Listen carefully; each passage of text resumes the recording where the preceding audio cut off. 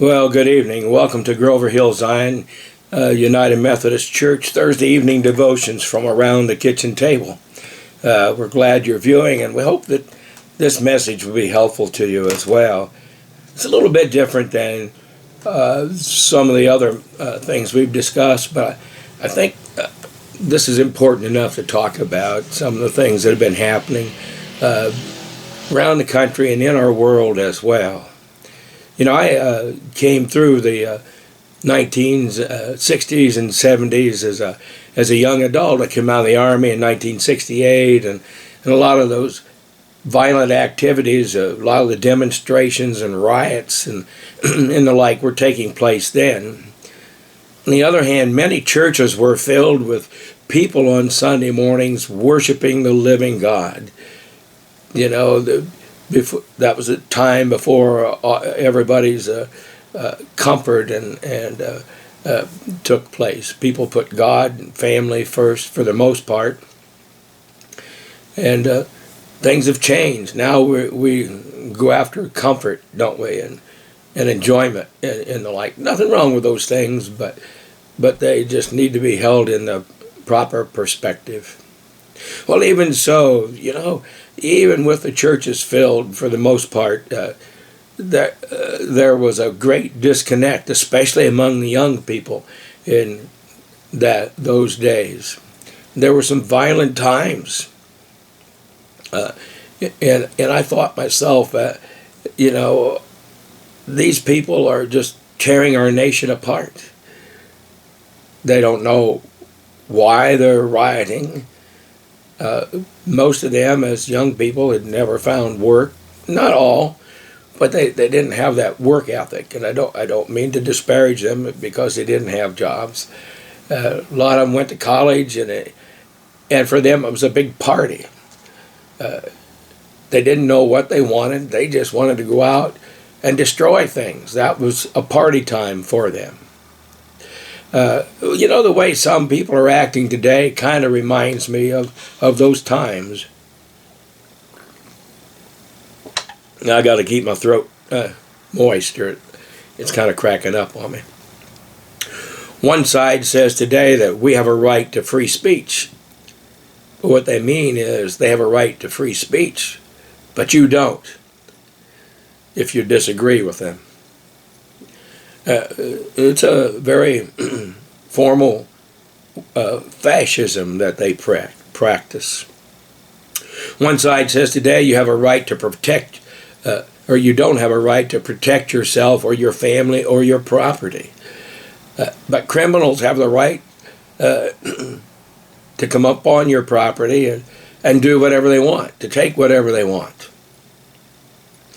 And yet, just as it's always been, God's people long for peace, just as they have from the beginning. These last several days, there are those who are demonstrating for the right to kill their children, much like the ancients sacrificed their children to false gods by throwing them in the fire. I don't want to get too graphic, but if you've ever seen the results of an abortion, you wouldn't think that was real graphic.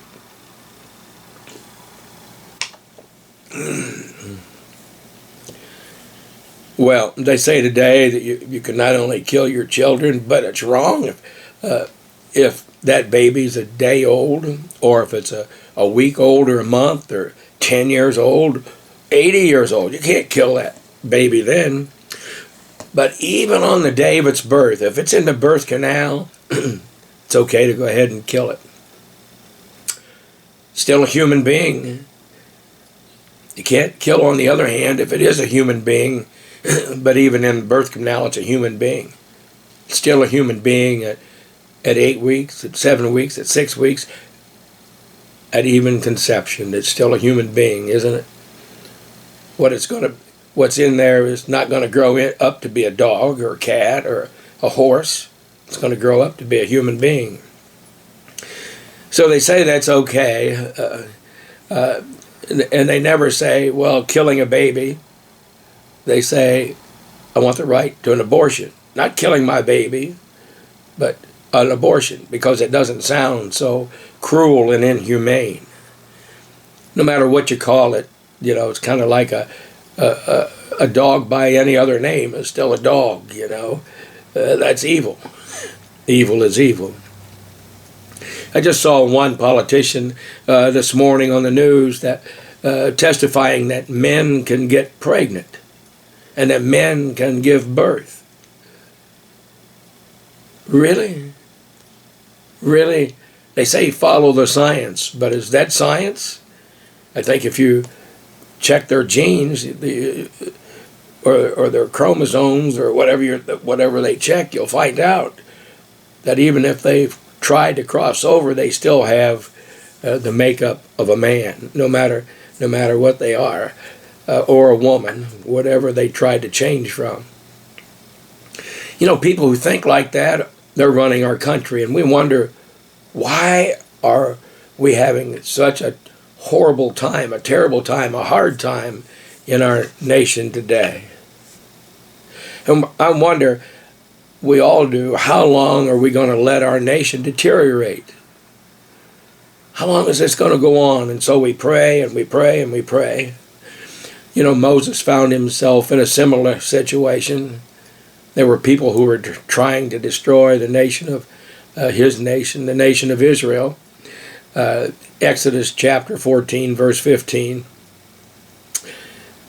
And the Lord said to him, Moses, why are you crying out to me? Tell the Israelites to get up and to move on. Get going.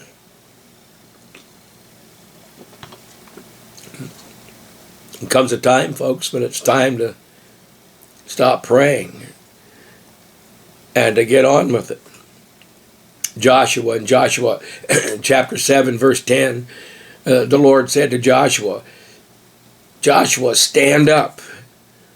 What are you doing down on your face? I'm not going to change my mind.